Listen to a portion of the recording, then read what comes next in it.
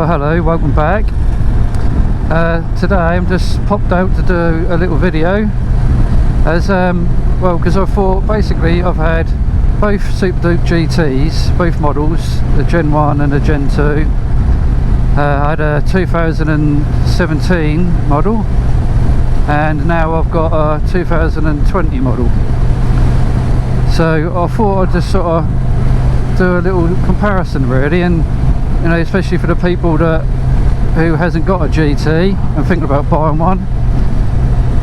They think about whether to pay a bit more and go for the newer model.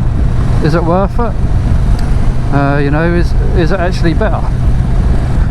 Right, so the first generation, that's 2016 to 2019.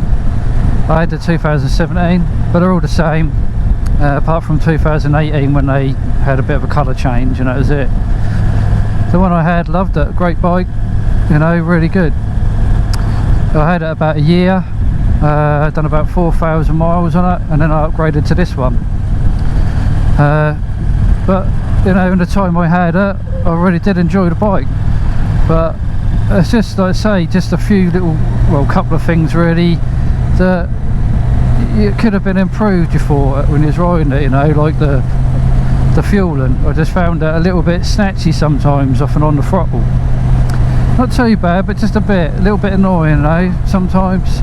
And the constant throttle, if you're sitting in a 30 trying to keep it at constant speed, it can be a little bit sort of jerky a little bit sometimes, but you know, just a bit. I've had worse bikes, but there's just a couple of things you sort of realise that could be improved, you know. And the suspension could have been improved a bit as well, really. I thought a sort of a little bit soft on the back, you know, if you open the throttle up, that sort of sat down a bit too much, and then the bike can like get a hand a bit, shake a bit, you know, if you sort of given it some. And I always thought it could be better, you know. So yeah, so for the Gen 2, the one I got now, 2020, that one's from 2019 to 2021 to now. It's the same bike all the way through. I think it's going to be a new one maybe the end of the year or beginning of next year. So they actually have improved it, and you do notice it when you ride it.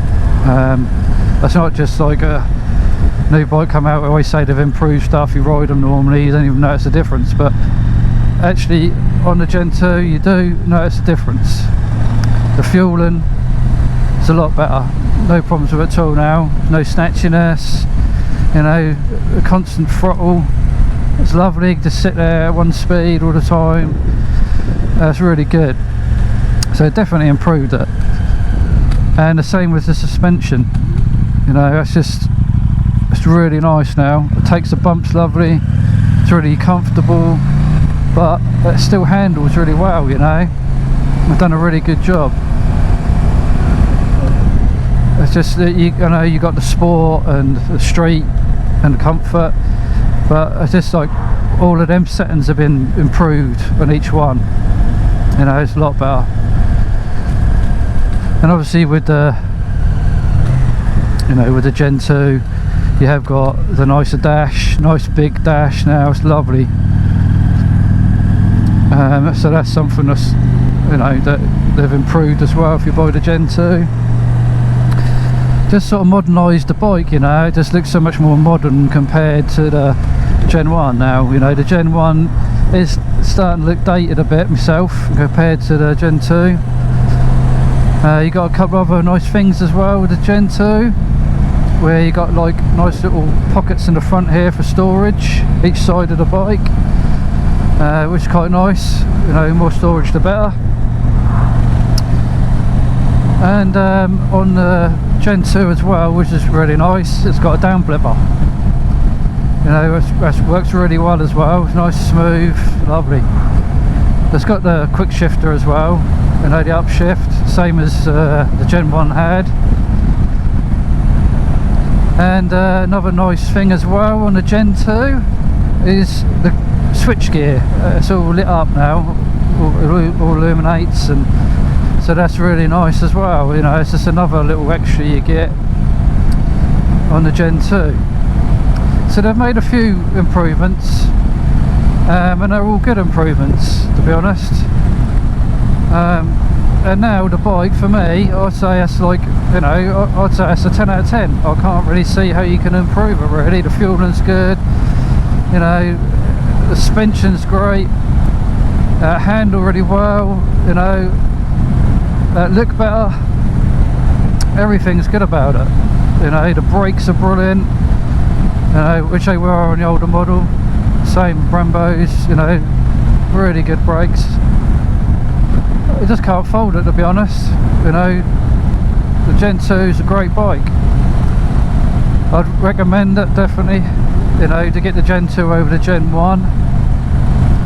But if you're sort of can't quite stretch to the Gen 2 and quite got enough money, the Gen 1's still a really good bike, right? So, and what you can do is you can get an update on the Gen 1, have that done, see KTM, and they can update the fueling and the suspension settings on it to the Gen 2 settings. So that's a way you can get around it if you wanted, but I don't know what they'll charge you. It'll probably be like 100 quid or so just for the update. But that's something you could do. You know, you might be able to find a really good deal on a Gen 1 somewhere, and then you could just pay 100 quid or so, have it updated, so then the fueling's nicer, suspension will be better, and then you can save yourself quite a few quid. So, or you can go for the Gen 2, that's all done for you. You know, you might be able to find one at a good price. Obviously there's quite a few of them about now, they've been out a couple of years or so.